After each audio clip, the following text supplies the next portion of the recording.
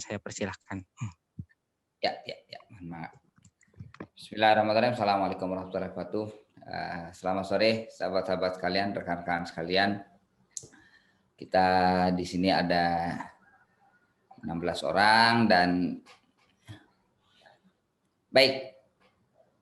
Sebagian besar kita mudah-mudahan asumsi saya ini usianya 20 ke 40 lah ya. Ya, asumsi saya 20 ke 40. Sudah jelas kita akan membicarakan tentang keluarga pada sore hari ini. Khususnya dari sudut pandang kita sebagai laki-laki. Ya kalau di dalam keluarga, sudah berkeluarga, laki-laki ini kepala keluarga.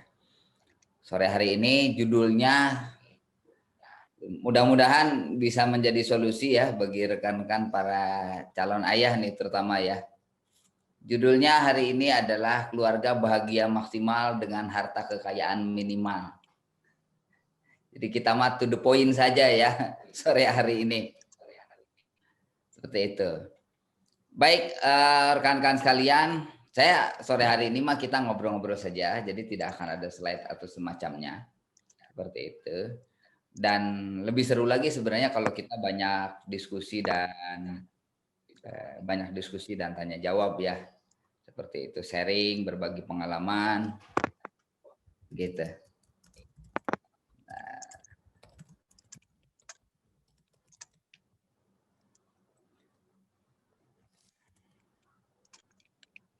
Ya, oke, baik. Ya. Baik, rekan-rekan sekalian, khususnya bagi kita yang sudah menjalankan amanah dalam kehidupan berkeluarga, dari sudut pandang kita sebagai laki-laki, menarik ya di zaman ini. Di zaman ini, walaupun mungkin ini relatif, tapi saya mengamati ketika orang mau memulai sebuah keluarga, melamar lah sebut saja begitu ya. Misalnya ini Kang Ahmad Dhani mau melamar misalnya begitu kan.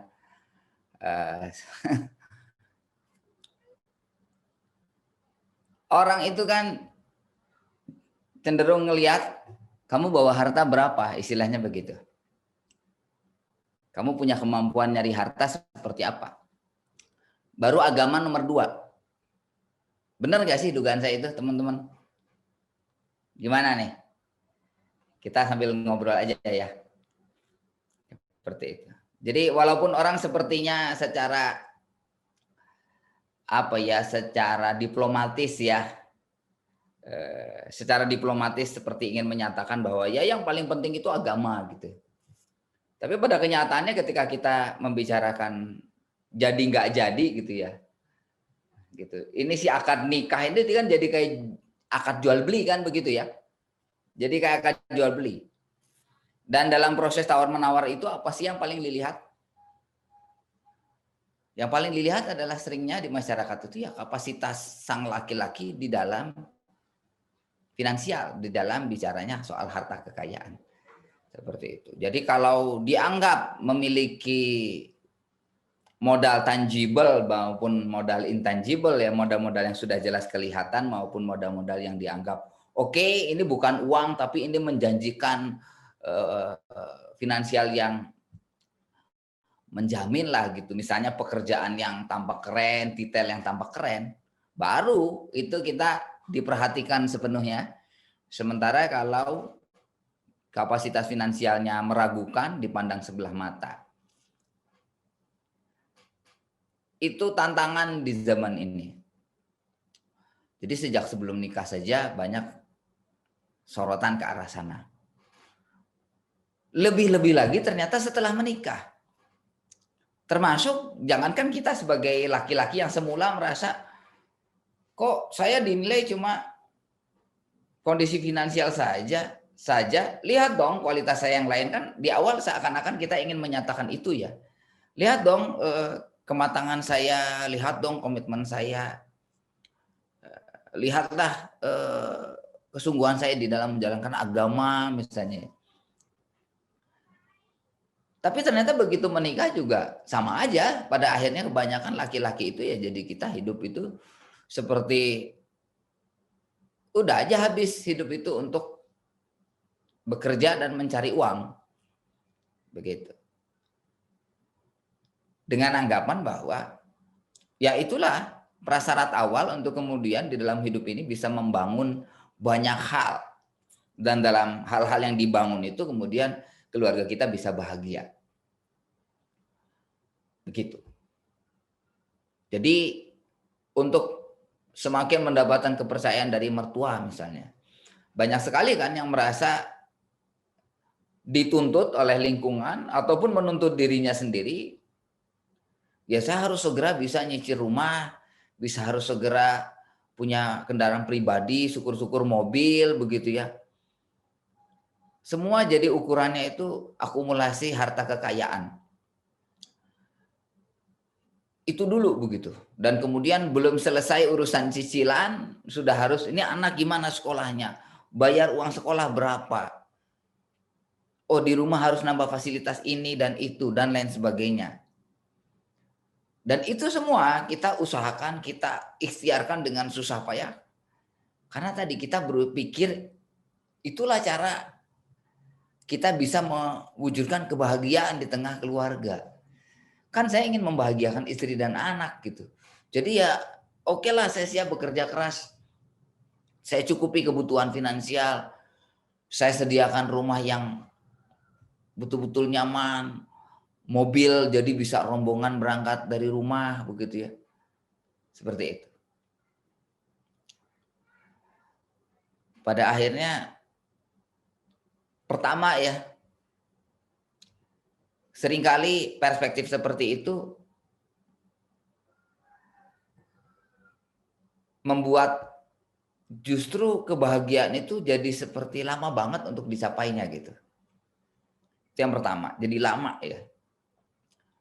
Kemudian yang kedua, ketika kebahagiaan itu dikira sudah tercapai, alhamdulillah akhirnya kita sudah bisa punya mobil begitu ya. Coba perhatikan, tidak lama kemudian orang akan mulai merasa biasa saja tuh dengan mobilnya. Dan ketika melihat mobil orang lain, ternyata mobil kita tuh kecil ya mas ya.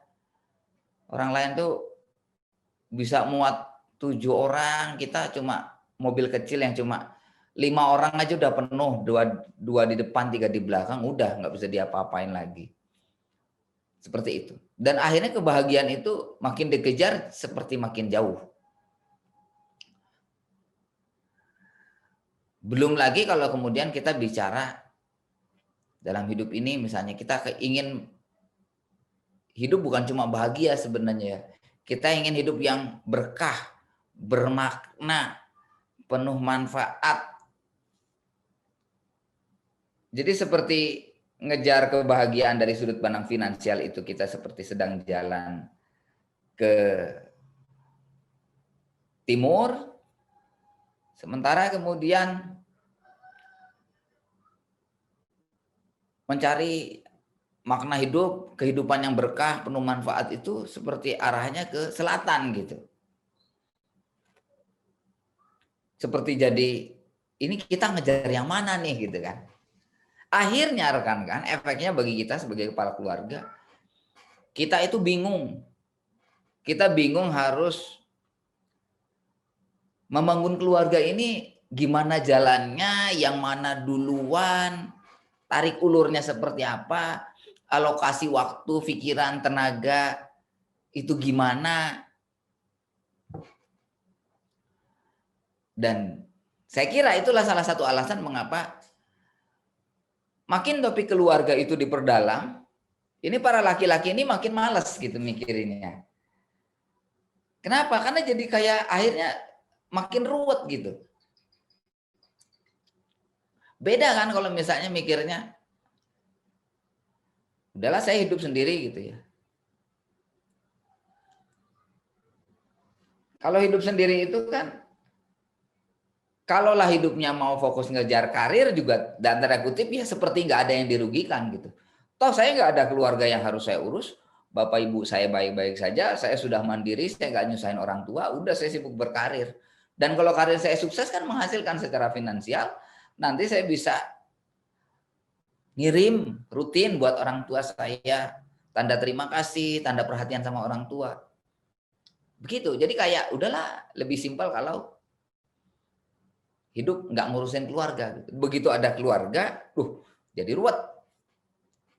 Baik, jadi rekan-rekan, singkatnya ya, singkatnya kalau saya boleh katakan, kayaknya salah deh. Salah deh. Cara kebanyakan orang mengisi hidup, menjalani hidup, membangun keluarga, membangun karir, kayaknya salah deh. Seperti itu. Di sebelah mana salahnya? Mudah-mudahan satu kalimatnya ini, kalimat saya berikut ini mewakili. Kesalahannya ternyata sederhana karena kita sibuk mengejar yang belum ada. Ya. Kita sibuk mengejar yang belum ada sehingga kita lupa untuk menyadari, mensyukuri, memanfaatkan dengan sebaik-baiknya apa-apa yang sudah ada. Seperti itu. Ketika kita fokus pada apa yang sudah ada, kita kemudian mau berpandai-pandai berpikir untuk mensyukurinya dengan sebaik-baiknya, kita akan mulai menemukan hidup ini menjadi semakin jelas. Diberi sehat sama Allah. Masya Allah, ternyata ya kesehatan ini adalah sesuatu yang sangat berharga, sangat mahal. Allah kasih saya sehat. Habis itu kita pinter-pinterlah kita bersyukur. Apa ya yang mau saya lakukan dengan sehatnya saya ini? Menjaga kesehatan itu nggak butuh banyak biaya. Tidak jarang memulihkan diri dari sakit itu yang memakan biaya. Baik, jadi mulai dari menyadari sehat. Oh, sehat.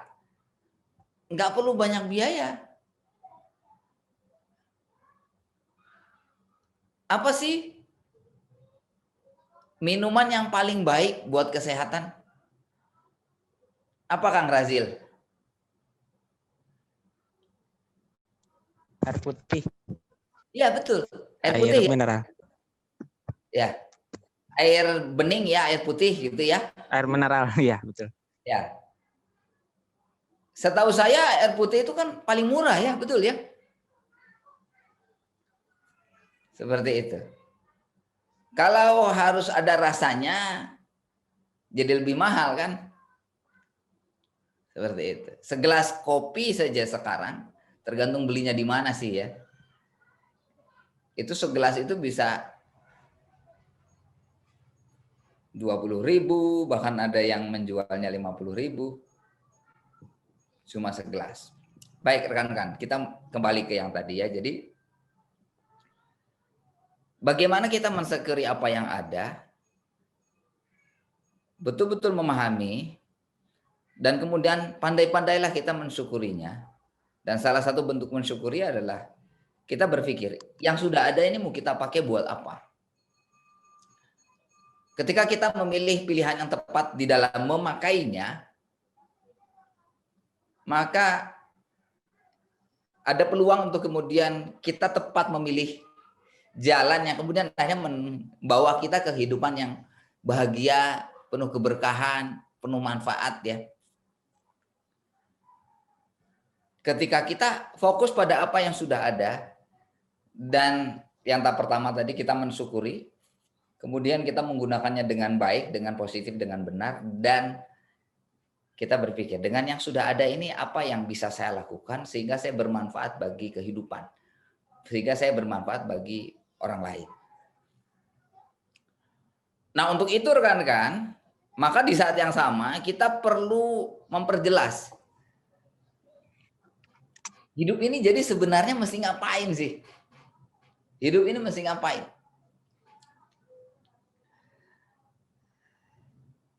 Hilangkan hilangkan kalimat hidup ini untuk menjadi kaya. Kaya dari sini dalam arti finansial ya. Hilangkan, karena itu akan menghalangi pikiran kita dari kesadaran yang sesungguhnya. Jadi rekan-rekan, kita ini sama Allah diciptakan, dihadirkan di dunia ini, kita diberi pertama, kita diberi kewajiban. Kewajiban untuk beribadah, urusannya antara kita sama Allah. Kemudian kewajiban untuk mengurus diri kita. Kemudian kewajiban untuk mengurus keluarga kita. Mengurus di sini misalnya kalau kita sebagai seorang anak ya, maka berperanlah nak di keluargamu. Ada bapak ibu dihormati, dimuliakan, dibantu, ditaati. Habis itu apa? Ada tetangga. Oke, berakhlaklah yang baik dengan tetangga. Dan di dalam menjalankan kewajiban-kewajiban tadi, gak butuh banyak syarat teman-teman. Gak butuh banyak duit, gak pakai duit malah. Seperti itu. Sekarang bayangkan sebuah keluarga baru nikah, belum punya apa-apa. Bisa nggak bahagia? Bisa banget. Dimulai dari mana? Rekan-rekan, saya nggak tahu pengalaman Anda yang sudah menikah ya, bagaimana pengalaman Anda? Saya tidak tahu. Tapi saya menduga sebagian di antara Anda, ketika proses menikah, Anda kan ingin ya, saya udah yakin inilah orang yang tepat bagi saya. Inilah orang yang saya harapkan. Kemudian kita berusaha meyakinkan orang lain, dalam hal ini misalnya keluarga calon pasangan kita, termasuk meyakinkan orang tua sendiri bahwa harapan kita ini adalah harapan yang tepat, sudah sewajarnya didukung. Akhirnya disetujui, direstui, disepakati oleh semuanya dan terlaksana pernikahan tersebut. Pertanyaan saya, seberapa lama sih Anda dipenuhi rasa syukur bahwa doa panjang Anda tuh betul-betul terkabul?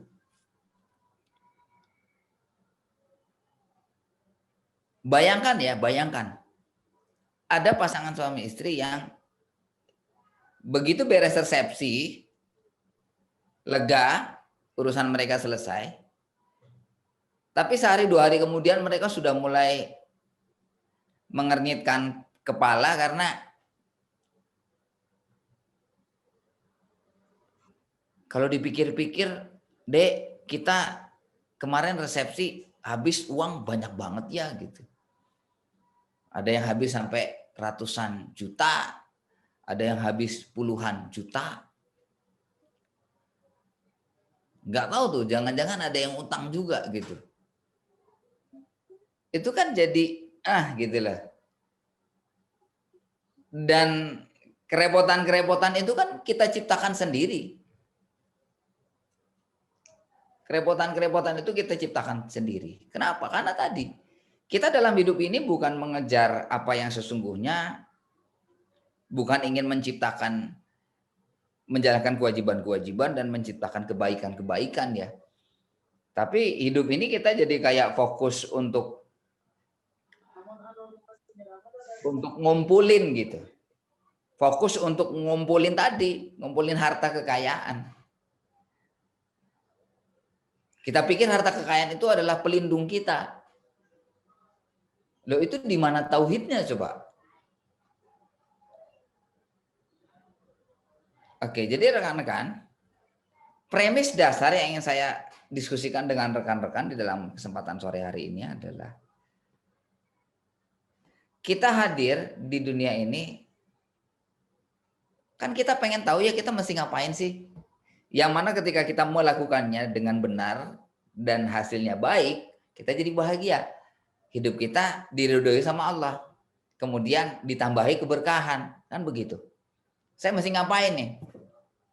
Allah bilang, kamu sholatlah yang baik. Habis itu kamu muliakan orang tuamu, urus dirimu. Habis itu silaturahimlah yang baik dengan saudara-saudaramu. Berakhlaklah yang baik dengan tetanggamu. Kan simpel sebenarnya. Tapi yang simpel-simpel itu kalau kita lakukan dengan sebaik-baiknya rekan-rekan, hidup kita itu penuh manfaat, berkah, dan bahagia jadinya. Dan kita akan semakin tahu next Allah ngasih kesempatan apa lagi untuk semakin berguna, semakin berkah, semakin berperan, ditambahi ilmu, dibukakan kesempatan. Dan dalam menjalani itu semua, kita fokus pada apa yang mesti saya lakukan untuk memperbaiki keadaan, apa yang saya mesti lakukan untuk ngasih solusi, apa yang ingin betul-betul saya lakukan sebaik-baiknya. Saya puas ketika bisa melakukan itu sebaik-baiknya. As if seakan-akan ya rekan-rekan, nggak pernah pusing tuh urusan duit. Begitu. Kenapa nggak pernah pusing urusan duit? Kira-kira begini, karena pusing mikir uang itu hanya 10% saja dari isi pikiran kita. 20% saja dari isi pikiran kita. Dan 80% lainnya itu dipenuhi dengan pikiran, seru ya, banyak hal baik dalam kehidupan ini yang bisa saya lakukan. Bersama keluarga saya, bersama teman-teman saya, bersama sahabat saya, bersama saudara saya, bersama tetangga saya, bersama orang tua saya, bersama anak saya. Jadi hidup kita itu fokus mengisi dengan aktivitas-aktivitas yang baik, yang memang Allah sudah memungkinkan kita untuk melakukannya. Dan kita sempat melakukan itu semua. Kenapa? Enggak tuh, karena kita enggak terlalu pusing mikirin ngumpulin duit gitu. Dan kita tidak membebani diri kita dengan kewajiban-kewajiban yang sebenarnya bukan kewajiban.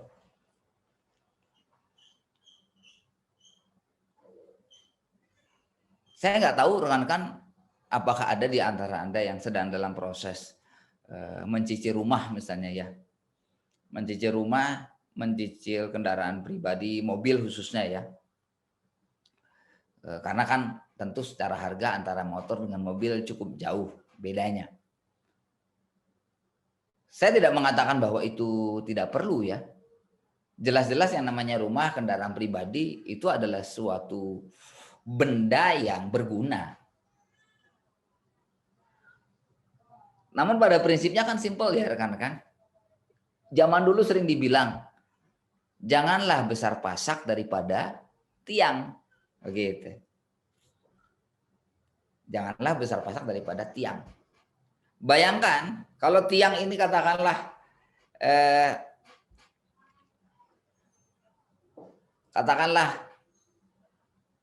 seperti kapasitas finansial kita begitu ya. Bisa loh kapasitas finansial itu kita tuh tampak kecil, tapi manfaat kita tuh jauh lebih besar berkali lipat dari apa yang kelihatan dari kapasitas finansial. Itu bisa, dan jadinya kita fokusnya tuh bukan soal mikirin duitnya gitu. Tapi fokus dalam hal melakukan sesuatu yang bermanfaat. Nah, rekan-rekan sekali lagi untuk kemudian kita bisa hidup dalam pola yang seperti itu. Pertama, fokuslah pada apa yang ada gitu dan pandai-pandailah bersyukur. Kemudian ini terpaksa tips ini harus saya katakan. Tips berikutnya adalah lindungilah pikiran Anda, hati Anda dari dipengaruhi oleh orang lain perihal rasa takut nggak punya uang, perihal rasa wajib untuk segera punya ini dan punya itu selalu dipengaruhi oleh orang lain. Begitu. Lindungilah pikiran kita, perasaan kita, termasuk kalau Anda sudah menikah ya, bimbinglah pasangan Anda untuk menyadari ini. Begitu. Sehingga bisa sama-sama fokus di keluarga itu, fokusnya bersyukur. Alhamdulillah ya kita sudah jalannya berjodoh, kita nikah. Kan bukannya pengen banget begitu terwujud, kok kayak tiba-tiba hanya dalam waktu beberapa minggu, beberapa bulan, tiba-tiba jadi hambar, tiba-tiba jadi pusing, Mas ini cicilan ini gimana? Dek itu loh, kok beli barangnya kemahalan, kita nggak punya duit gini gini gini, ruwet. Seperti itu. Keep it simple bro, gitu ya. Jadi jangan kebanyakan ekspektasi. Dan kadang-kadang ekspektasi itu kan kayak dibebanin sama orang lain ya. Ya kita jelasin balik aja gitu. Enggak kok, enggak harus begitu. Yang paling penting ini. Jadi singkatnya, kita bisa loh hidup minimalis tapi manfaatnya maksimal. Jadi inti dari judul sore hari ini, keluarga bahagia maksimal dengan harta kekayaan minimal. Kalau disederhanakan lagi kalimatnya adalah, kita hidup minimalis tapi manfaat kita maksimal. Prinsipnya di situ. Bahagia itu artinya apa? Hidup penuh manfaat, hidup penuh berkah. Artinya tentu saja sebelum penuh berkah dan penuh manfaat, yang wajib-wajibnya, yang kata Allah wajib itu sudah kita kerjakan.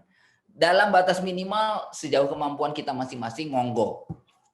Itikat kita sudah sungguh-sungguh mengerjakan kewajiban-kewajiban kita, habis itu tambah, what next? Apa yang ada di sekitar saya? Oh, ada orang tua, ada saudara, ada tetangga. Fokus ngerjain apa yang bisa kita kerjain dengan yang ada tadi.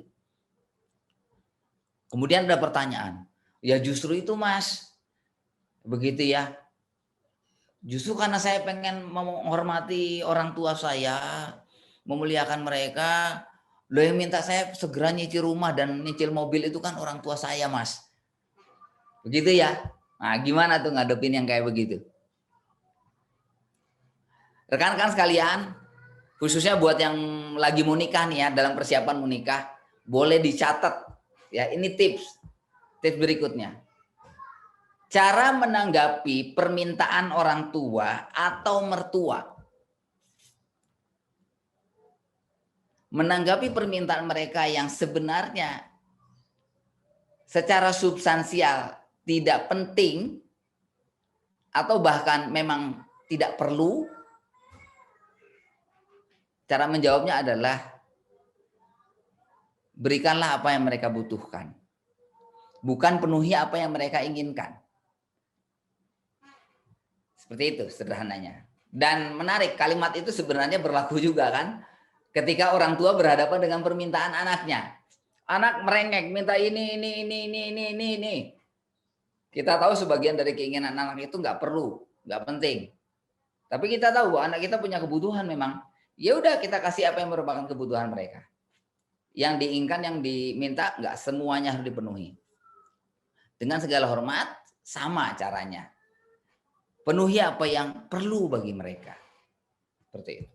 Jadi begini, alih-alih daripada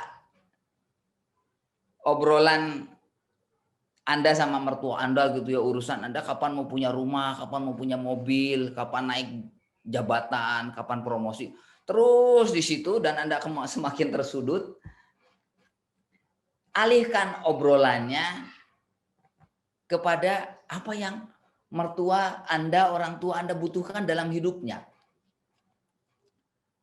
Seperti itu. Jadi daripada uangnya buat nyicil rumah yang belum mendesak kok, saya masih cukup dengan rumah kontrakan. Buat nyicil mobil, ya ngapain nyicil mobil, anak juga baru 1, baru 2, kecil-kecil. Pakai motor juga masih bisa misalnya.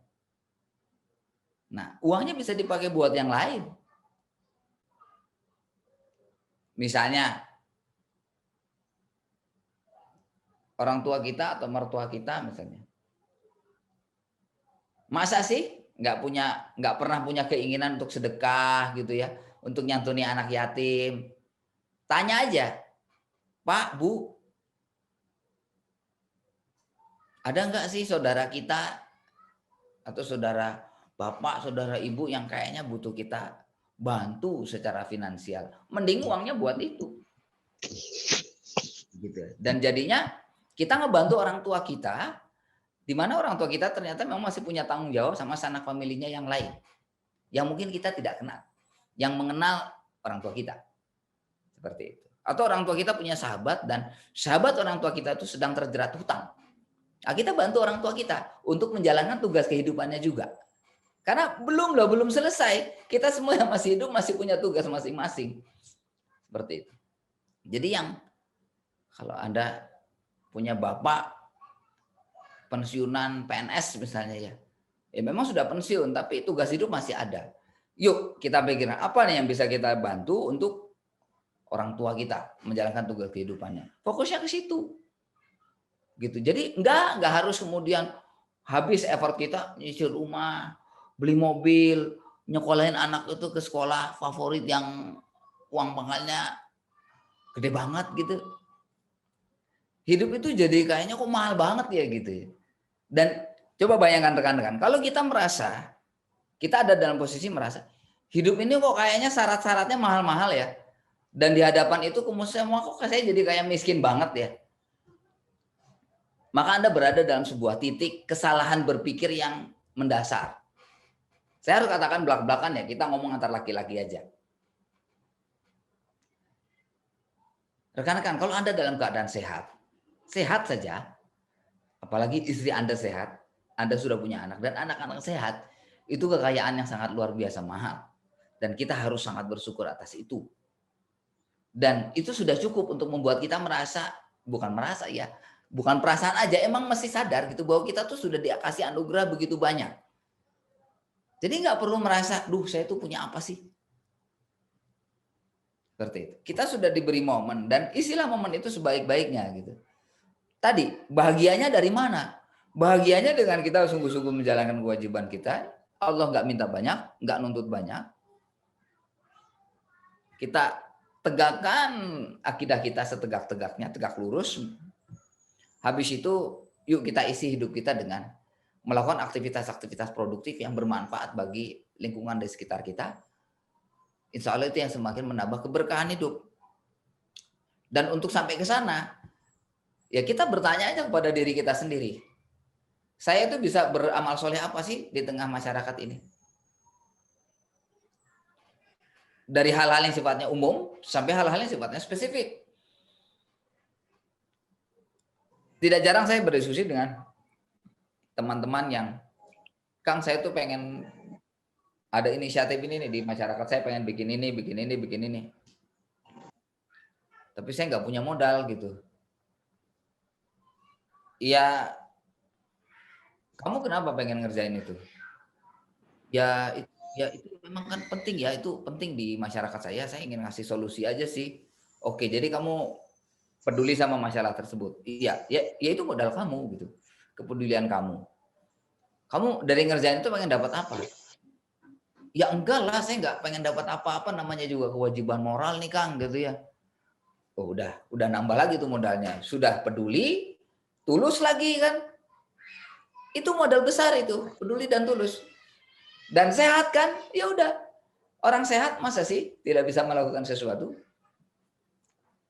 Orang sehat itu bisa melakukan banyak hal, apalagi kalau sudah punya kepedulian. Seperti itu. Dan rekan-rekan, perhatikan deh. Kalau kita dalam keadaan tenang-tenang saja, secara psikologis ya, apalagi secara spiritual, kita merasa hidup kita baik-baik saja, dan kita merasa dalam keadaan tenang serta baik itu, kita sadar ya Allah yang kasih, kita dalam keadaan bersyukur gitu. Perhatikan pikiran kita, mata kita, pendengaran kita, sama Allah akan dijadikan sadar bahwa di sekitar saya ada loh orang yang membutuhkan saya. Di sekitar saya ada loh ternyata masalah-masalah yang membutuhkan solusi, dan karenanya saya ingin memikirkannya. Karena memang di dalam diri Anda, rekan-rekan sekalian, kita punya modal lain lagi yang lebih implisit ya. Yang saya biasa menyebutnya sebagai bakat. Ya, bakat ini bagian dari keunikan diri Anda, dari fitrah individualitas Anda. Anda diciptakan sama Allah itu modalnya gede banget loh yang ada dalam diri kita. Seperti itu. Masalah kenapa kita kemudian merasa nggak confident, merasa nggak punya banyak? Ya karena dari awal, sejak sebelum nikah, mau nikah, selalu bahasannya apa yang nggak ada, apa yang belum ada. Kalau hidup selalu ngebahasnya kayak begitu, kayaknya miskin banget ya gitu.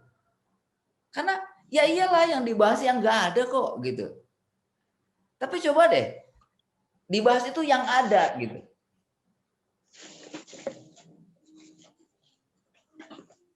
Dari membahas satu yang ada saja, kita sudah bisa melihat banyak hal yang bisa kita lakukan gitu. Ini berapa nih? 38 orang ya. 38 orang. Oke, rekan-rekan, ini saya mau kasih contoh sederhana ya. Kasih contoh sederhana tentang apa yang ada. Mudah-mudahan sedang pada menyimak ya. Rekan-rekan, kalau sesuatu itu sudah ada jalannya untuk menjadi ada dalam hidup kita, gak jadi soal loh, itu tuh punya kita atau bukan. Saya mau ngetes teman-teman. Ya. Di ruangan ini rekan-rekan, ada sebuah benda yang itu bukan punya saya. Benda itu bukan punya saya, tapi benda itu ada di ruangan saya. Yang bisa menggapainya tangan saya. Dan saya menduga ya, saya senang sebenarnya kalau dugaan saya salah. Tapi mungkin dugaan saya benar. Apa dugaan saya? Bahwa kita 38 orang ini, yang saat ini punya kesempatan untuk memegang buku berjudul Handbook of Positive Psychology yang tebalnya 800 halaman, itu cuma saya. Walaupun buku ini bukan punya saya. Yang punya bukunya ada juga sih dalam kesempatan sore hari ini ya. Karena kebetulan ternyata ada Abah Rama ya. Saya yang sedang punya kesempatan teman-teman untuk memegang buku ini dan yang mestinya saya baca dong gitu. Itu satu benda saja. Ini kalau saya syukuri dengan benar, saya bisa melakukan banyak hal. Dan dengan apa yang saya lakukan, nggak usah banyak deh, satu saja. Mestinya bisa dong saya bermanfaat buat orang karena saya bisa dapat akses ke buku ini. Dan teman-teman, tahu nggak sih rasanya bisa mengakses sesuatu yang kita tuh butuh banget, kita seneng banget, dan memang sesuatu itu sangat berharga banget.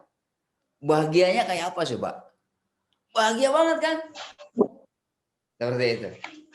Saya punya akses terhadap buku ini. Buku ini sedang ada di saya. Statusnya pinjam. Begitu ya. Tapi itu saja kan. Itu sudah sesuatu hal yang membuat saya merasa kaya. Bahagia. Dan mestinya saya harus mensyukuri itu dong. Dan please do something useful for others. Bermanfaat buat orang lain. Baru kebahagiaan itu menjadi yang diberkahi ya sama Allah. Kalau kebahagiaan sudah diberkahi, nah itu kebahagiaan yang insya Allah sejati. Bukan sekedar kesenangan belaka. Jadi rekan-rekan,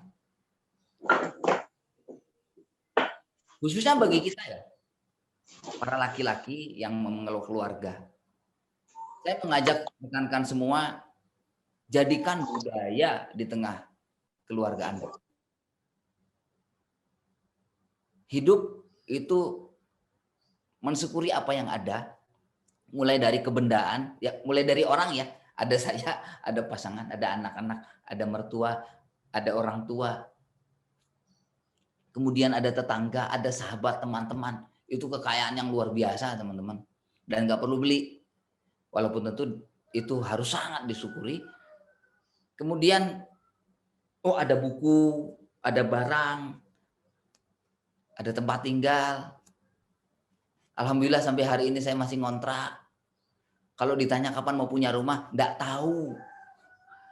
Dan just fine, enggak ada masalah apa-apa, enteng-enteng aja gitu. Kayak gitu.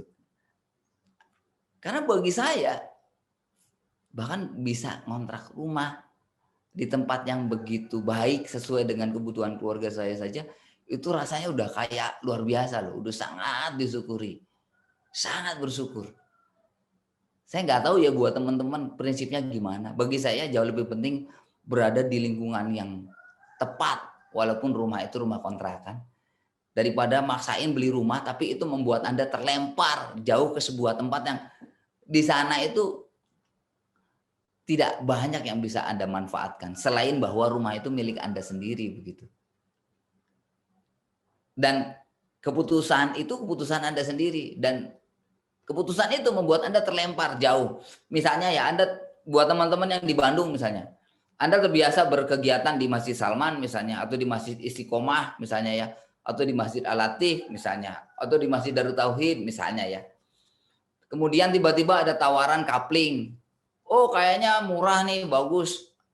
Habis ditekan-tekan sama orang, udah deh saya beli aja. Tapi gara-gara itu Anda jadi terlempar jauh dari masjid di mana Anda biasa berkomunitas. Buat saya itu keputusan yang salah. Jelas itu salah. Iya kan? Dan itu Anda sendiri yang mutusin coba. Memang saya paham kalau kemudian Anda berdalih, atulah Kang, ini soalnya saya kadedet itu dia gitu ya. Nyapu gue eta, Anda kepala keluarga, Anda yang harus bisa mengkondisikan. Begitu ya. Kembali kepada prinsip bagaimana kehidupan yang bahagia maksimal. Walaupun enggak harus banyak ini itu enggak. Fokus aja dengan apa yang ada. Jalankan kewajiban kita. Setelah kewajiban yang pokok-pokok kita lakukan, perhatikan aspek sosial, bermanfaatlah di lingkungan dalam hal-hal di mana Anda punya kepedulian yang kuat. Dan kepedulian yang kuat itu biasanya tanda bakat Anda, tanda keunikan diri Anda, seperti itu. Dan mungkin itulah sebenarnya jalan amal soleh Anda yang jika semakin ditekuni, insya Allah hidup akan semakin berisi, bermakna, berkah, semakin bahagia. Begitu ya, walaupun mungkin, gak sempat saya nyicil mobil, gak sempat saya punya barang-barang yang mahal di rumah gitu ya, ala kadarnya aja lah, pakaian, perabotan gitu ya. Tapi yang Anda maksimalkan itu adalah impact Anda. Jadi bukan perbendaharaan Anda yang banyak berlimpah-limpah, bukan. Tapi impact Anda, manfaat Anda, pengaruh Anda. Karena perbendaharaan yang banyak itu kalau tidak mendatangkan manfaat, dia akan berbalik menjadi beban, menjadi liabilitas. Mobil tiap bulan biaya perawatan, bensin, tiap tahun ada pajaknya. Habis itu ada aja gitu ya masalah ini dan itu. Itu bagi Anda yang memang sekedar membeli mobil karena ya kata orang mesti punya. Berbeda tentu saja jika Anda karena sangat senang mengendarai mobil ya. Ada loh orang yang sangat senang jalan-jalan. Orangnya sangat senang jalan-jalan, sangat senang melayani orang lain. Jadi justru dia misalnya tinggal di sebuah desa dan di sana sangat sedikit orang yang punya mobil. Akhirnya dia menyengaja nabung itu buat beli mobil, bukan beli rumah. Beli mobil. Karena dengan mobilnya itu ternyata dia melayani masyarakat. Mengantar tetangga-tetangganya yang ada perlu. Yang mau ke rumah sakit, wis tak terke, saya anterin gitu kan. Yang ibu-ibu hamil sudah mau lahiran dianterin. Yang memang ada musibah diurusin. Yang butuh keluar negeri pakai mobil kejauhan ya. Keluar kota dianterin. Wah, itu luar biasa. Nah, kalau itu iya begitu ya. Jadi jelas ya strateginya teman-teman beda gitu. Karena semua yang namanya harta kekayaan itu bukan untuk dimiliki loh teman-teman. Itu yang paling mendasar saya kira yang perlu kita sama-sama pahami sore hari ini ya. Jadi uang, harta kekayaan itu bukan untuk dimiliki. Bukan. Untuk digunakan, dimanfaatkan. Di dalam menjalankan kewajiban, kemudian untuk menambah kebaikan-kebaikan. Seperti itu. Dan ya tadi sekali lagi, daripada kita berandai-andai sama yang kita belum punya, fokuslah dengan yang sudah ada. Karena sedikit sekalipun, banyak yang sudah bisa kita lakukan. Kalau kita tahu betul, apa sih yang bisa kita optimalkan?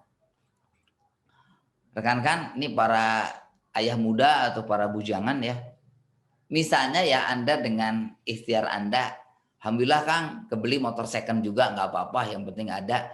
Buat mobilitas Kang produktif, gampang kalau mau ikut kajian di masjid, gampang mau ada acara kumpul komunitas, gampang kalau mau ikut pelatihan yang ada di berbagai tempat, saya datengin aja pakai kendaraan, naik motor gitu.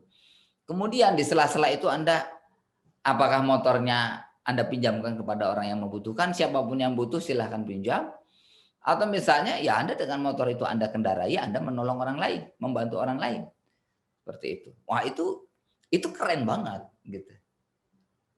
Jadi sesedikit apapun yang kita miliki, pandai-pandailah bersyukur.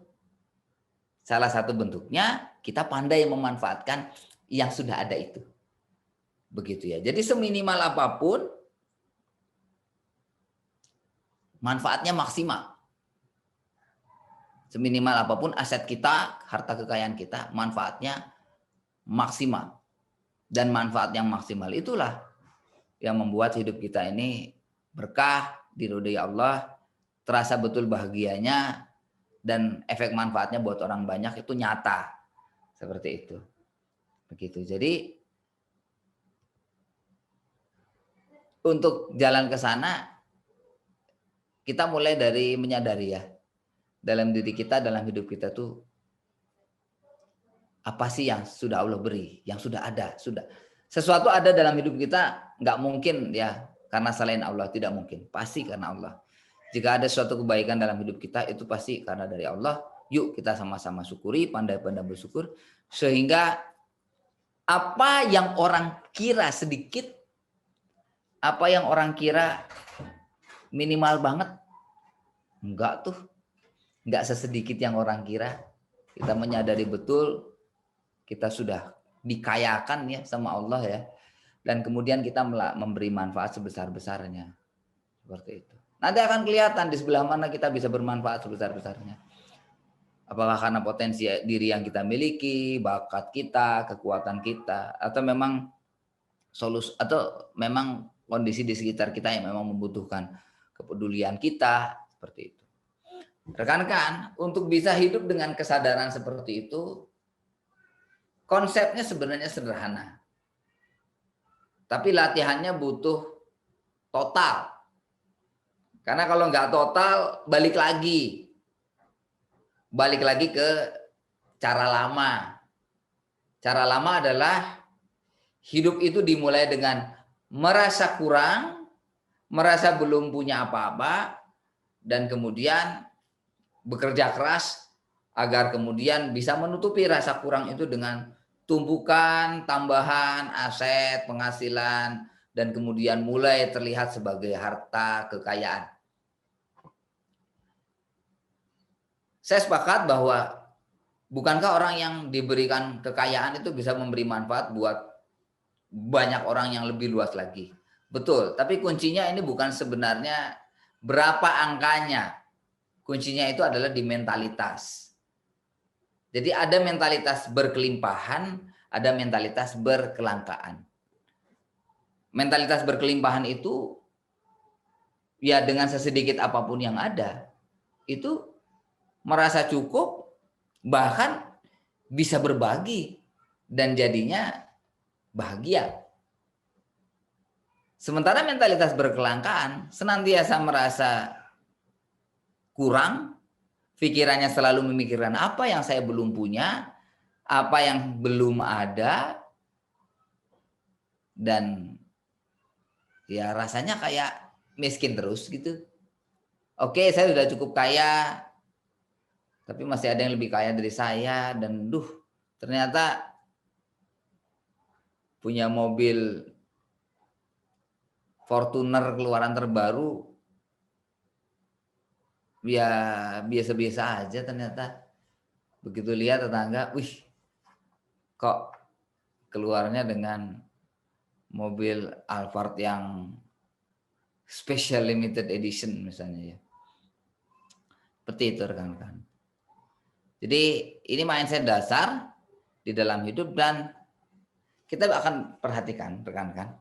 Di tengah keluarga, mindset ini sangat ditentukan oleh itu gimana si bapaknya, si suaminya, si laki-lakinya. Kita yang harus men-set up dan men-setting, menginstal kesadaran ini di keluarga kita. Begitu. Untuk pasangan Anda merasa, oh iya cukup kok, oh iya ada kok, oh iya segini juga tidak apa-apa. Perasaan itu hanya akan ada di istri Anda. Itu kalau Anda yang mulai merasakan dan meyakini itu. Secara instingtif, kita harus maklum kalau istri itu khawatir ketika, Mas kok kayaknya ada yang kurang ya, Kang duh kok kita nggak punya ini ya, kan itu perlu. Wajar kalau wanita secara instingtif memikirkan hal tersebut.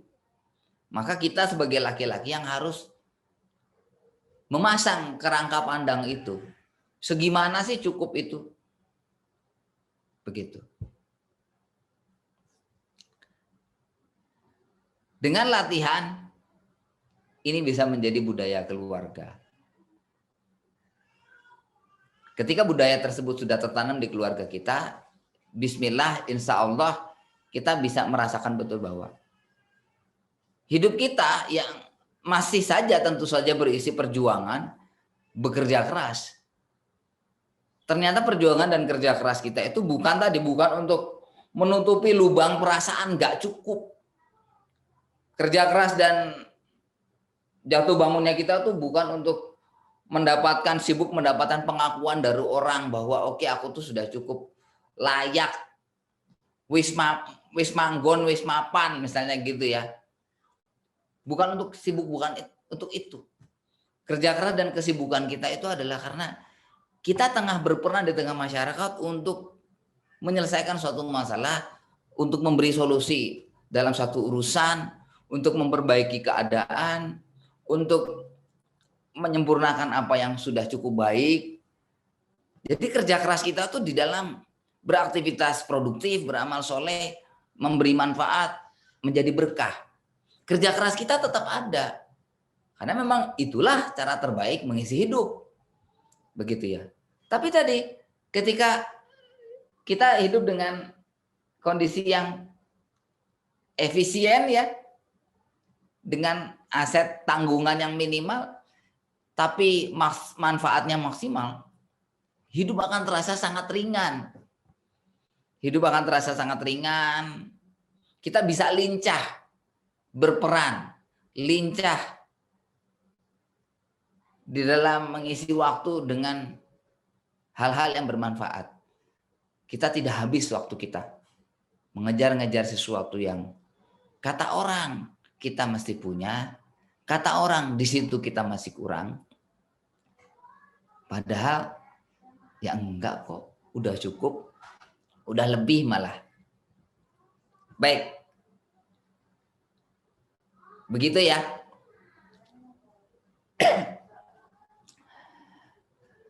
Ini ada pertanyaan nih, langsung saja. Kayaknya saya nggak ngomong gitu deh Mas Ferry. Apa lagi? Tadi apa Kang tanggungan minimal aset maksimal? Bukan tanggungan minimal aset maksimal. Tanggungannya minimal tapi manfaatnya yang maksimal. Begitu, pengaruh kita maksimal. Tanggungan itu kan liabilitas ya. Sesuatu yang kita miliki, tapi karena kita jadi harus ngurusin sesuatu itu jadi beban malah. Begitu. Baik rekan-rekan, dari saya sharingnya itu dulu. Silakan kalau ada yang mau sharing juga, diskusi, begitu, anything, apapun silakan. Dari yang lain, monggo. Saya kembalikan dulu ke Kang Razil Ramyan. Silakan Kang, mangga. Siap. Terima kasih Kang Firman atas insight-nya pada sore hari ini. Jadi memang mungkin waktunya cukup tepat gitu ya. Dimana habis kerja terus dikasih wejangan dari Kang Firman, diminta untuk ya bersyukur ya, alhamdulillah udah atas apa rezeki yang sudah kita punya. Mungkin tadi sedikit highlight gitu ya, mungkin judulnya juga bisa jadi spotlight gitu ya, bahwa bahagia maksimal, manfaat maksimal, mungkin lebih ke sana ya. Walaupun ya ada yang minimal tapi tetap ada manfaatnya tetap maksimal. Kayak gitu. Oke, pada para peserta mungkin di sini bukan cuman Walaupun judulnya Ayah Sharing, mungkin di sini juga ada bunda-bunda. Soalnya ada nama-nama yang terlihat Ya, seperti betul. untuk Ada nih. bunda gitu ya, atau Ya, betul. Ya. Kalau dari mangga yang pada para peserta. mau silakan kalau ada pertanyaan, tapi jangan menanyakan pertanyaan kepada saya, pertanyaan yang mestinya dijawab sama suami Anda ya. Itu aja patokannya, jangan nanya ke saya sebuah pertanyaan yang mana mestinya yang dijawab itu suami Anda. Seperti itu. Karena ya tetap tidak ini gitu ya, tidak tepat ya, tidak tepat. Begitu. Malah tidak memperbaiki keadaan, jangan-jangan nanti malah memperburuk keadaan. Seperti itu. Begitu kira-kira. Oke, mungkin dari saya dulu, Kang Firman. Silakan. Mungkin saya coba menggali dari insight dari Kang Firman.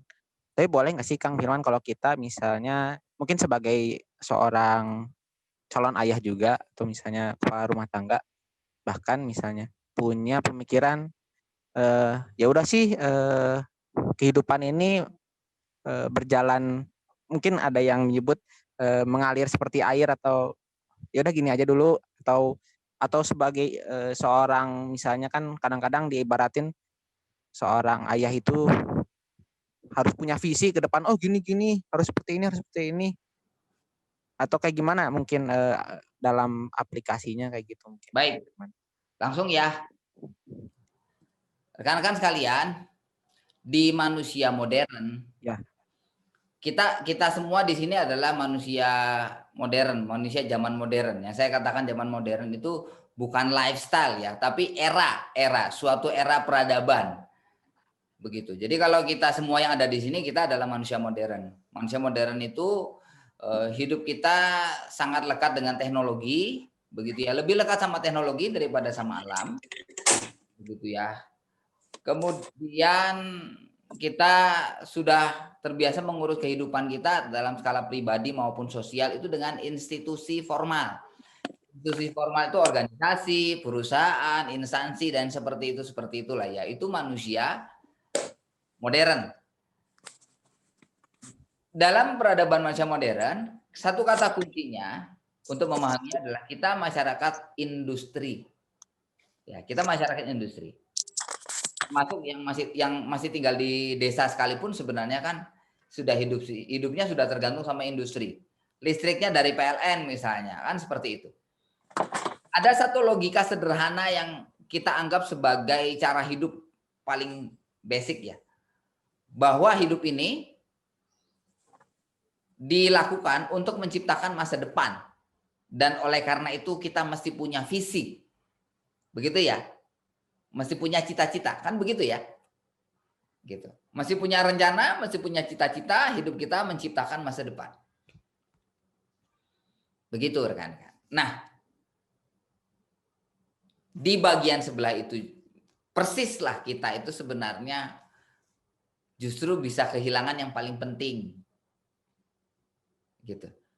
Kehilangan paling penting itu adalah kita lupa kita siapa, kita lupa kita dari mana, dan kenapa kita ada di sini gitu. Karena tadi kita sibuk, oh yaudah ke depan pengen gimana kan begitu. Ke depan mau gimana? Sibuknya sama itu, tapi kemudian kita jadi lupa kita tuh siapa, kita kok bisa ada di sini, kita dari mana, dan kenapa kita ada di sini begitu. Jadi kita yang Muslim, kita yakin kita itu makhluk Allah, kita itu hamba Allah. Tapi kesadaran itu hanya sebatas seperti informasi tentang status kependudukan gitu ya. Atau kayak status siswa atau mahasiswa atau karyawan atau status anggota organisasi gitu. Status aja gitu. Jadi kita misalnya punya KTP di kelurahan kita saat ini berada misalnya. Pertanyaan simpel saya, mikirin urusan kelurahan nggak? Enggak kan? Kita tahu kita punya status kelurahan, kita adalah member kelurahan.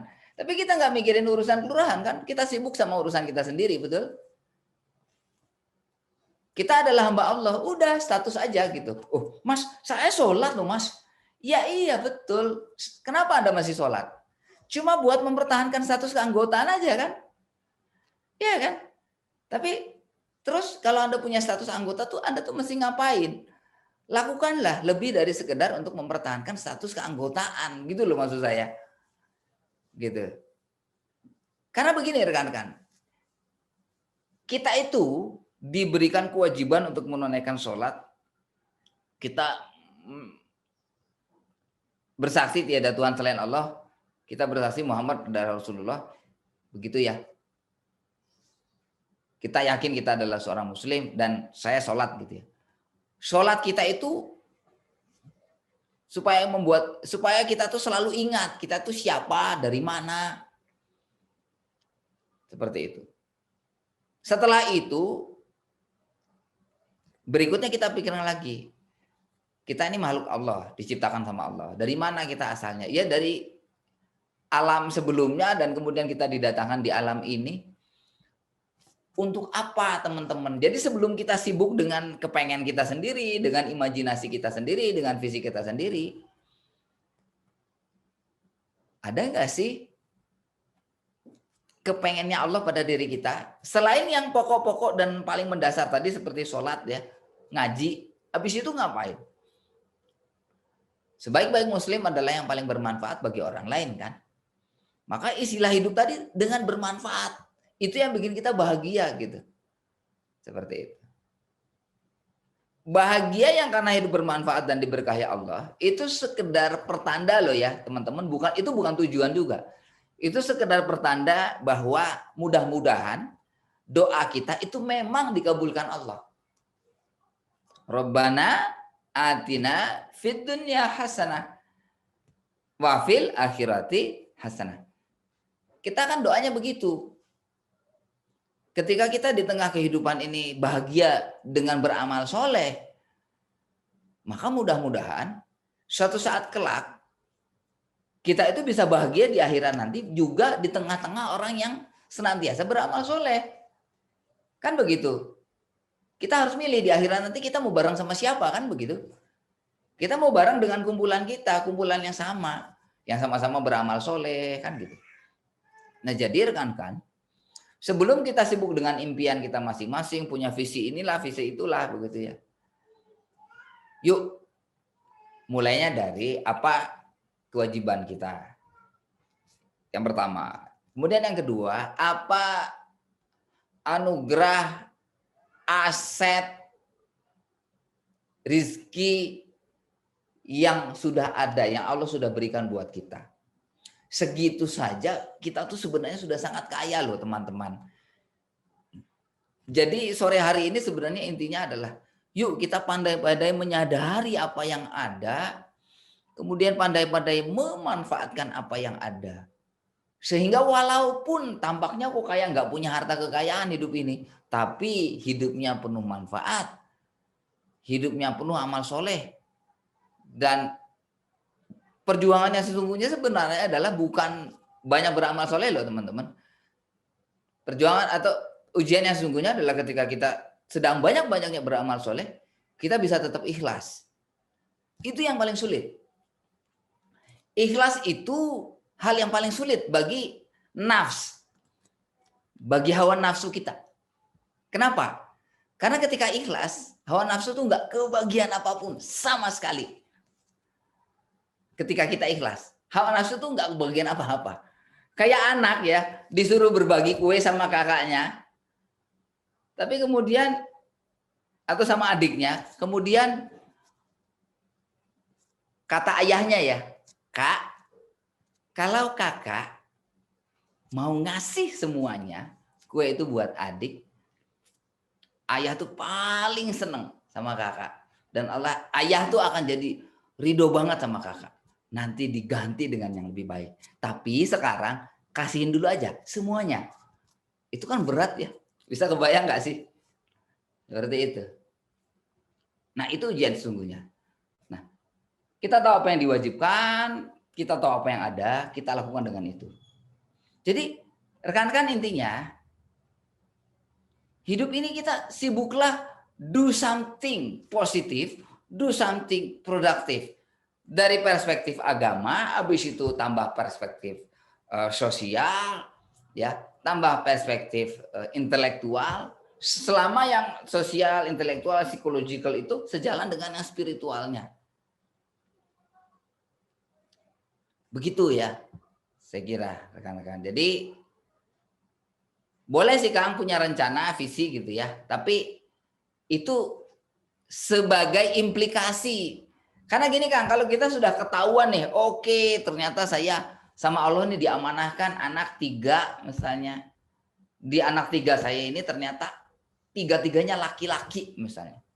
Nah, mangga Kang punya visi. Saya punya visi, anak saya laki-laki bertiga ini, saya ingin mereka di usia segini sudah bisa apa? Sebagai bagian dari target pendidikan. Selama target pendidikan itu sejalan dengan kehendak Allah, saya dengan Islam, nggak ada masalah, terapkanlah gitu. Ada yang visinya adalah saya ingin anak-anak saya itu 15 tahun sudah pada jago bisnis. Bagus, silahkan. Pebisnis yang jujur, begitu ya, akadnya syar'i, nggak ada masalah, keren malah. Ada yang, saya 15 tahun anak-anak saya itu sudah harus punya hafalan yang kuat dari ya minimal sebagian isi Quran tuh hafalannya sudah kuat. Jadi bukan sekedar wah aku punya hafalan tapi masih lupa, tapi kuat. Nah, misalnya seperti itu. Atau yang lain lagi silakan. Saya ingin 3 anak saya 15 tahun yang paling kecil ya. Berarti yang paling gede misalnya 20 tahun. Mereka bertiga itu sudah bisa kompakan bertiga. Kompakannya itu dalam bentuk misalnya mereka punya bisnis bareng. Satu bisnis tapi milik bersama. Atau misalnya mereka sudah punya suatu aset dikelola bersama. Nah itu sebagai silakan punya visi seperti itu, nggak apa-apa. Tapi tadi itu belakangan ya. Kita sadari dulu yang pokok-pokoknya apa, yang utama-utama. Jadi jangan sampai kita sibuk mengejar mimpi, lupa melaksanakan tugas. Simpelnya begitu rekan-rekan. Kita hadir di dunia ini punya tugas. Di sisi lain kita diberi kemampuan ya untuk bermimpi. Ada yang kemampuan bermimpinya ala kadarnya. Ada yang kemampuan bermimpinya tuh kayak banyak seperti ganti intinya muncul impian-impian segala macam. Ya silakan sih. Karena yang punya banyak impian itu juga itu sebenarnya keunggulan dia ya, bisa dimanfaatkan. Itu bakatnya. Tapi tadi tugas dulu, apa nih tugas kita? Syukur-syukur kita jadi tadi kemampuan membangun mimpinya itu digunakan untuk mengembangkan tugas. Kita sudah punya tugas, kita kembangkan keberjalanan tugas kita karena kita punya visi. Seperti itu. Anda yang punya kemampuan mempengaruhi orang banyak. Saya mau mengajak orang untuk sedekah yang simpel aja lah, sedekah beras. Ada yang sedekah nasi kotak, nasi bungkus. Misalnya ada teman kita, Kang Randy ya, Randy Saputra tuh. Dia memang orang yang influencer lah, gampangnya begitu ya. Dengan komitmen dan konsistensinya, ngajak orang untuk menjadi donatur, bisa berbagi nasi, ya, nasi kotak untuk ke masjid-masjid. Memang bukan kayak sesuatu yang bombastis ya. Tapi kalau kita melihat skala dan konsistensinya, itu luar biasa. Itu visi juga gitu. Tapi visi yang menerjemahkan tugas gitu lah. Tugasnya apa? Ini, oke, terjemahkan. Wujudnya nanti seperti apa? Itu visinya. Begitu kira-kira. Semoga menjawab. Ya, terima kasih Kang Firman sudah menjawab. Nah, sekarang ada pertanyaan di kolom komentar. Mungkin ini dari Bunda ya. Ya. Bunda Nina. Mungkin ini sebelumnya karena keterbatasan waktu mungkin kita coba ini ya dua pertanyaan terakhir mungkin ya. Karena tadi cukup dalam dari Kang Firman juga, alhamdulillah. Nah, ini dari Bunda Nina bertanya, tulisannya bagaimana memulai kesadaran seorang ayah untuk bisa jadi tim yang kompak mendampingi anak. Ya mungkin ini dari pandangan dari Bunda gitu ya terhadap mungkin ayah yang jadi supaya jadi tim gitu ya. Baik, Begitu mungkin. baik. Bapak Ibu rekan-rekan sekalian, di tengah keluarga, jika kita ingin melihat seorang kepala keluarga berfungsi secara optimal, maksimal, maka kita mesti memahami bahwa di dalam keluarga tersebut ada beberapa aspek terkait beliau, saya sebut saja beliau ya, sang ayah ini, yang harus terpenuhi. Yang harus terpenuhi. Sederhananya begini, di dalam diri seorang manusia itu ada perspektif dirinya sebagai anak-anak, ada perspektif dirinya sebagai seorang remaja pemuda yang masih independen. Independen di sini dalam arti belum interdependen ya, masih independen, masih mandiri tapi sendiri gitu ya. Kemudian ada perspektif dirinya sebagai seorang kepala keluarga, sebagai seorang suami, dan ada perspektif dirinya sebagai seorang ayah. Ada 4 kan? Banyak nih gitu. Ya kita tanya saja untuk 4 hal ini gitu. Pak, Abi, Mas, Kang, AA, terserah lah manggilnya gimana gitu ya. Ini supaya 4-4-nya ini bisa terwujud dan terpuaskan, terpenuhi di rumah. Perlu apa sih? Pengen apa? Dibantu dulu 4 ini. Begitu. Jadi memang di keluarga memang husband first. Itu ya, catat. Di keluarga itu husband first. Husband first. Baru yang lainnya. Tenang ibu-ibu ya, tenang ibu-ibu, jangan kaget dulu ya. Analoginya seperti ini. Kita ke masjid udah azan. Apa yang wajib kita ke masjid ketika sudah azan begitu? Kan sholat ya. Iya kan, sholat wajibnya tentunya ya. Sholat sunatnya dilaksanakan bagus, tidak dilaksanakan tidak dosa begitu ya. Tapi apa yang paling harus didahulukan kira-kira? Kalau kita ke masjid mau sholat jamaah. Ada yang mau jawab?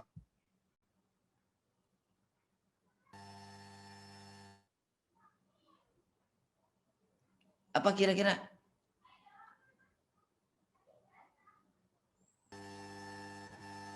Tulis aja Mbak.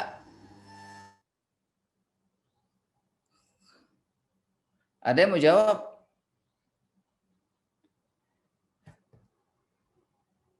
Nah, bener Mbak. Bener. Wudhu dulu. Pertanyaan saya, seberapa besar sih porsi wudhu di dalam rangkaian kita sholat berjamaah di masjid? Nggak banyak kan sebenarnya. Tapi ya memang mesti diduluin gitu. Nah, sama di keluarga tuh gitu. Laki-laki tuh nggak minta banyak. Tapi please, boleh nggak sih aku diduluin? Kenapa aku diduluin? Perhatikan, justru karena dia mau berperan, mau bertanggung jawab, mau mengendalikan, mau memimpin. Begitu. Karena dia ingin memimpin rumah ini, dia harus merasa nyaman dulu kan di rumah itu. Karena dia akan siap berkata, aku urus semua urusan di rumah ini. Ya, maka dia perlu dulu merasakan bahwa, oh betul ini tuh rumahku gitu. Nah rekan-rekan sekalian, ketika rumusannya ini adalah rumahku, kira-kira perspektifnya perspektif yang mana? Anak-anak, Yang remaja sebagai seorang suami atau kepala keluarga, udah seorang ayah. Yang anak-anak, ya. Jadi untuk merasakan ini adalah rumahku, itu sampai sisi anak-anak dalam diri suami Anda itu mendapatkan apa yang dia butuhkan.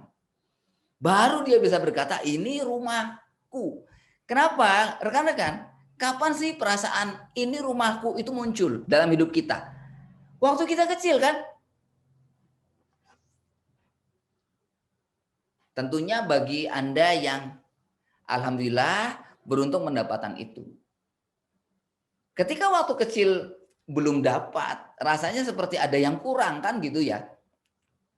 Duh, belum ngerasain bahwa ini adalah rumahku gitu. Feel at home-nya belum dapat.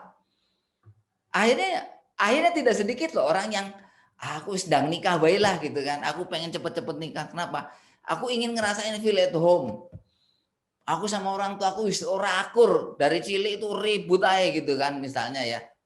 Nggak akur, tapi ya karena saya ngajeni orang tua, saya mendem mulut aja lah pokoknya ya. Nahan bicara, tetap sopan sama orang tua. Aku sedang nikah, sedang rabi, duwe bojo, omah dewe. Tapi apa ini adalah rumahku. Nah, itu dulu. Jadi ketika ini adalah rumahku, nanti akan berkembang. Oh, ini adalah keluargaku. Baru Bu, nanti lanjut. Ini adalah anak-anakku. Ketika seorang ayah, ini rumahku, ini wilayahku, ini ekosistemku. Dia akan berpikir, aku mau ngapain ya di sini? Dan ketika menyadari, oh ini ada istriku, ada anak-anakku. Aku mau ngapain? Mau begini. Ya aku pengen istri dan anak-anakku bantu dong. Jadi awalnya itu adalah ketika istri dan anak-anak terlibat dalam urusan-urusan yang memang keinginan si bapak, keinginan suami Anda untuk dia lakukan di rumah. Apapun itu. Selama memang itu baik untuk keluarga Anda, jalankan. Begitu. Jadi itu dulu. Nanti akan ada gilirannya. Oke, sekarang giliran anakku nih. Dia ada yang punya kepengen. Yaudah yuk kita bantu sama-sama. Itu adik pengen punya rumah pohon di belakang rumah. Itu ada pohon, kita pasang yuk. Yang ujung-ujungnya yang masang bapaknya. Gitu kan, anak-anaknya bantu ngangkutin papanya, gergaji bapaknya. Ketika kesulitan sendiri, bapaknya bukan maksa anaknya harus bisa menggergaji ketika memang belum bisa menggergaji kan. Dia aneh si bapak mungkin nyari tukang yang bisa bantuin, nyari temen, bisa jadi. Tapi kerasa kan teamworknya ada. Seperti itu. Jadi mulainya dari sang ayah. Begitu. Husband first, tenang saja. Tenang saja, nanti keluarga semua kebahagiaan. Dan jatah yang besar, itu mungkin buat keluarga. Seperti itu. Singkatnya gini deh. Suami akan cukup senang ya ketika diizinkan oleh anak dan istrinya untuk di hidangan makanan itu suami yang ngambil duluan. Mungkin ngambilnya nggak banyak sih. Habis itu udah, oh enak ya. Makasih ya Mah ya. Ayo yuk pada makan, pada makan. Habis itu kata sang ayah, udah habiskan. Ayah baru sedikit, nggak apa-apa, habisin. Oh buat kalian. Gitu loh. Itu aja kok. Begitu ya. Itu barangkali, semoga menjawab. Ini pertanyaan terakhir nih.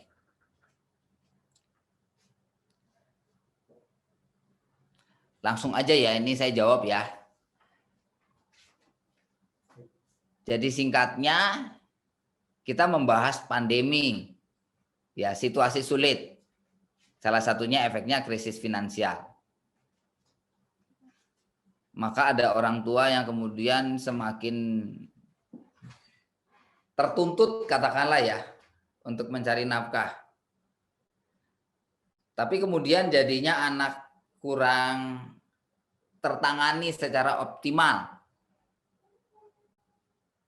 Misalnya pola tidur jadi berantakan, nyambung ke gadget, nyambung ke waktu sholat, dan lain sebagainya. Bagaimana supaya bisa kembali membenahi. Seperti itu rekan-rekan. Jadi Fokus pada apa-apa yang paling penting, paling wajib. Dalam masa-masa sulit, dalam masa-masa terbatas, ini saya pikir penting untuk sebagai penutup ya. Rekan-rekan, ketika kita dalam situasi yang katakanlah sedang sulit secara finansial, sehingga kita lebih rendah daripada biasanya. Catat ya, lebih rendah daripada biasanya. Maka yang harus kita lakukan itu bukan saya harus lebih pandai lagi agar saya bisa mengembalikan kondisi ke kondisi semula seperti biasanya. Bukan, rekan-rekan, bukan. Terutama kalau kondisi kita lagi tertekan turun ini, itu memang oleh situasi yang memang untuk beberapa saat kita mesti menerimanya. Karena memang itu garis kehendaknya Allah. Misalnya ya ini sedang ada pandemi. Kurang bagaimana Allah menyampaikan bahwa sesungguhnya taun wabah itu bisa menjadi berkah bagi seorang muslim. Dan kurang berkah gimana coba? Di pandemi ini orang yang biasanya keluar kota seminggu sekali, 2 minggu sekali, termasuk saya, gitu ya, jadinya stop. Nggak usah kemana-mana dulu. Sama istri, sama anak, sama tetangga, sama teman. Tapi Masya Allah rekan-rekan, enggak tuh, enggak jadi susah gitu, enggak. Kembali ke pertanyaannya. Jadi rekan-rekan, justru kita terima dulu. Seperti misalnya, suami istri bekerja dua-duanya, kemudian istri hamil. Sudah waktunya melahirkan. Istri saatnya fokus sama anak. Nggak apa-apa tuh, lepas aja kerjaannya. Tapi kan income jadi turun, Kang, separuh. Betul. Saya tidak akan bermanis kata, memang betul. Gaji jadi berkurang, yang tadinya misalnya ya, yang punya gaji 2 jadi cuma 1. Tapi yang harus kita lakukan ketika itu adalah, tadi bukan sang suami itu gimana caranya saya kembaliin income menjadi seperti biasanya. Bukan rekan-rekan. Justru disinilah kita mesti latihan ya hidup dalam satu kalimat. How low can we go? Kalau Anda masih ingat iklan itu berarti Anda umur lah kira-kira begitu ya. Jadi Anda udah lumayan tua lah ya kalau ingat ya, ada nama dulu iklan walaupun memang iklan rokok ya. How low can we go? Begitu ya. Jadi seberapa kita tuh bisa semakin minimalis, nggak apa-apa. Ya memang uangnya lagi nggak ada kok. Kalau sebelumnya Anda biasa ya 3-4 hari sekali atau seminggu sekali GoFood misalnya ya, ya udah nggak ada waktunya GoFood dulu, ya nggak apa-apa kan? Gitu loh. Belajar meminimalkan pengeluaran, mengefisienkan supaya gini rekan-rekan, supaya pusingnya kita tuh tadi bukan kemudian nyari duitnya gitu loh. Rekan-rekan, ketika pandemi ini, cekamannya kan bukan hanya cekaman finansial. Cekaman yang lebih serius kan cekaman psikologis dan cekaman biologis ya. Soal keselamatan jiwa kita secara biologis. Seperti itu. Ketika katakanlah, kalau lagi begini, jangan kemana-mana dulu misalnya. Mbok ya wes gitu, nggak usah kemana-mana dulu. Tapi ada yang berkata, Mas, ora obah, ora mamah gitu kan. Kalau nggak keluar, nggak dapat duit. Kita mesti mencari titik pertengahan. Di mana sebelum kita sibuk keluar, kita efisienkan dulu rekan-rekan di rumah. Karena sekali lagi tadi, bisa nggak sih kita minimalis? Rekan-rekan, salah satu tips dari saya kalau boleh saya berbagi, untuk tetap meningkatkan manfaat dan meningkatkan kebahagiaan kita. Walaupun kondisi sedang justru lagi seret ya. Coba Anda lihat apa yang bisa Anda optimalkan dengan apa yang sudah ada. Termasuk kalau bisa mengurangi beban, kurangi saja. Ada orang yang karena kepepet akhirnya semua HP-nya dijual, Dan kemudian hasil penjualan itu tadinya ada 2 HP atau 3 HP misalnya dijual.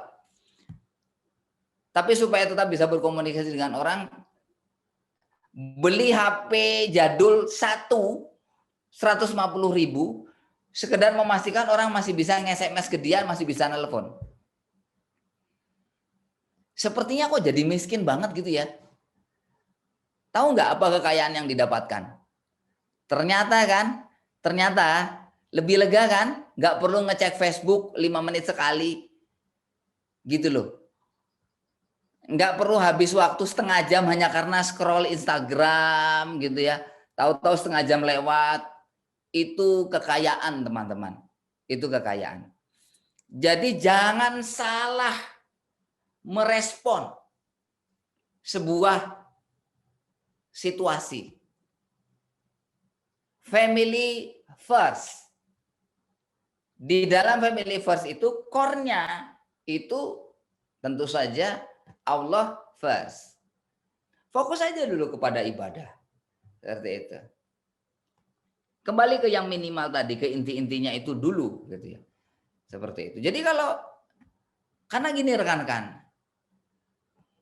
Ya saya harus katakan ya rekan-rekan, walaupun nggak terlalu enak untuk dikatakan.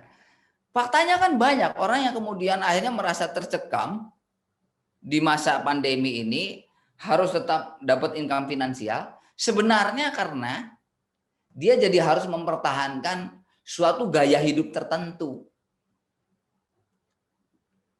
Ternyata lagi nyicil Alphard, lagi nyicil Avanza, lagi nyicil Fortuner, tahu-tahu pandemi. Ya sudah. Jangan-jangan dari awal memang sudah besar pasak daripada tiang, ya cicilannya dilepas saja. Tapi kan jadi enteng gitu. Mas, saya lagi nyicil rumah, Mas. Ya diukur aja, berapa lama lagi? Ya setahun lagi, Mas. Oh ya, kalau setahun lagi dari 15 tahun ya wes, tanggung ya, selesaikan. Tapi kalau ya ini baru tahun kedua, Mas, dari berapa? 20 tahun. Waduh, ciloko. Ya sudah, diikhlasin aja. Ya sudahlah. Kembali menjadi kontraktor nggak apa-apa. Jadi rekan-rekan, intinya jangan salah memilih strategi. Pastikan hal-hal yang mendasar tetap terjaga. Bagaimana coba kita bisa hidup bahagia dan sehat secara spiritual, secara mental. Kalau sholat udah nggak teratur, jam tidur sudah nggak teratur. Jadi respon situasi serumit apapun, patokannya adalah pertama, pastikan sholat kita masih bisa kita jaga secara waras gitu ya. Kemudian pastikan ritme biologis kita masih bisa kita jaga dengan kadar minimal. Udah, nggak usah kebanyakan gaya. Seperti itu. Saya pernah bersama istri saya di masa-masa minimalis banget ketika itu. Belum ada sumber uang lagi, tapi kami sadar di lemari kami masih ada tuh baju-baju yang sebenarnya memang cukup bagus. Masih ada buku-buku yang saya sudah selesai baca, jadi dia hanya cuma ya seperti ini, Mas, cuma sekedar berbaris aja gitu di rak buku. Yang dilakukan oleh kami ketika itu adalah saya menjual buku-buku saya untuk 50.000, 100.000 uang yang kami butuhkan sehari, 2 hari, 3 hari. Istri saya melepas 1-2 gamis yang dia punya, yang mana itu pun sebenarnya hadiah gitu ya. Ya udah dilepas. Saya masih sangat ingat jelas masa-masa itu begitu. Dan yang terpenting adalah ternyata dalam kondisi sangat minimal sekalipun everything is under control. Masih bisa sholat dengan tenang, masih bisa ngobrol suami istri dengan tenang, masih bisa komunikasi sama teman-teman dengan tenang. Alhamdulillah tidak sedikit pun merasa, duh, harga diri jadi jatuh. nggak punya gaji, nggak punya income, mulai berkurang kepemilikan harta benda, ya nggak apa-apa. Sejatinya tidak ada yang berkurang, justru ada yang bertambah ketika itu. Apa yang bertambah? Keterampilan mensiasati kehidupan. Sesungguhnya rekan-rekan, kehidupan ini seperti itu. Seperti seorang anak yang dalam hidup ini, dia sedang belajar naik sepeda. Seiring waktu kita ingin semakin terampil dan semakin jago naik sepeda. Kita coba rekan-rekan bayangkan. Jago naik sepeda jalannya datar. Bisa nggak ngaku jago naik sepeda? Ya enggak lah, itu basic banget naik sepeda di jalan datar. Ya mesti dikasih naik turun dulu lah. Yang licin, yang menikung, yang hujan deras gitu. Ternyata ada yang wat-wat dari sisi lain. Nah, makin lincah dalam menghadapi kehidupan. Dan makin tahu hidup ini mau ngapain. Teman-teman, rumusan hidup Anda tidak boleh adanya itu di tengah benda-benda harta kekayaan yang Anda miliki. Kalau Anda merasa rumusan hidup Anda, konsep, gagasan, gambaran hidup Anda itu ada di tengah benda-benda harta kekayaan yang Anda miliki, Anda nggak punya apa-apa. Semiskin itulah Anda. Karena kapanpun juga itu semua bisa lepas. Ada masanya ketika orang pemilik harta miliaran rupiah, bahkan triliunan rupiah, akhirnya memilih gantung diri. Ya, kejadian nyata tahun 98 di Indonesia. Gantung diri, bunuh diri, banyak. Jadi kalau rumusan kebahagiaan hidup kita berada di tengah apa-apa yang kita miliki, benda dan harta-harta itu, we have nothing. Jangan sampai terjebak dalam hidup yang seperti itu. Cara paling simpel adalah justru abaikan apa harta kekayaan Anda miliki, abaikan apa sebenarnya nilai yang ada dalam hidup Anda. Seberapa kita menjalankan kewajiban kita, seberapa kita bisa menambah manfaat dan pengaruh positif kepada orang-orang di sekitar kita. Kepada pasangan dan anak tentu saja, bagi Anda para ayah, para suami, kemudian kepada tetangga, kepada saudara, kepada sahabat. Itulah kekayaan hidup yang sesungguhnya, kebahagiaan dan keberkahan hidup adanya di antara itu semua. Demikian dari saya, terima kasih. Assalamualaikum warahmatullahi wabarakatuh.